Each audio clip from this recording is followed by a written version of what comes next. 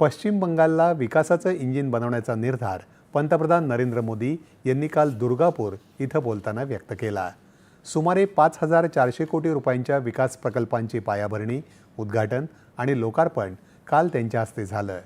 आज संपूर्ण जग विकसित भारताच्या संकल्पावर चर्चा करत आहे। विशेषतः पायाभूत सुविधांमधील बदल उल्लेखनीय असून विकसित भारताची इमारत या पायावर उभारली जात आहे, असं ते म्हणाले।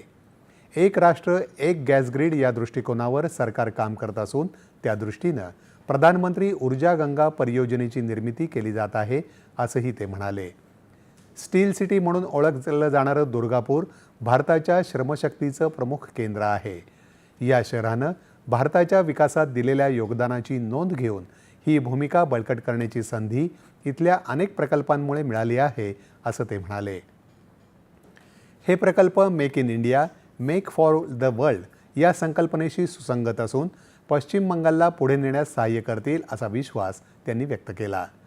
पंतप्रधान नरेंद्र मोदी यांनी काल बिहारमधल्या मोतिहारी इथं राज्यातल्या 7,200 कोटी रुपयांपेक्षा अधिक खर्चाच्या विविध विकास प्रकल्पांचं भूमिपूजन, उद्घाटन आणि लोकार्पण केलं। भारतातही पूर्वेकडच्या राज्यांची प्रगती केंद्रस्थानी असून त्यासाठी बिहारला विकसित करणं आवश्यक असल्याचं ते म्हणाले। गेल्या 10 वर्षात केंद्र सरकारनं बिहारला 2 लाख कोटी रुपये दिले असून त्याचा विनियोग जनकल्याणकारी योजनांसाठी होत असल्याचं त्यांनी सांगितलं। नितीश कुमार यांच्या सरकारनं बिहारमधलं सूडाचं राजकारण संपुष्टात आणलं, असंही ते म्हणाले। येत्या सोमवार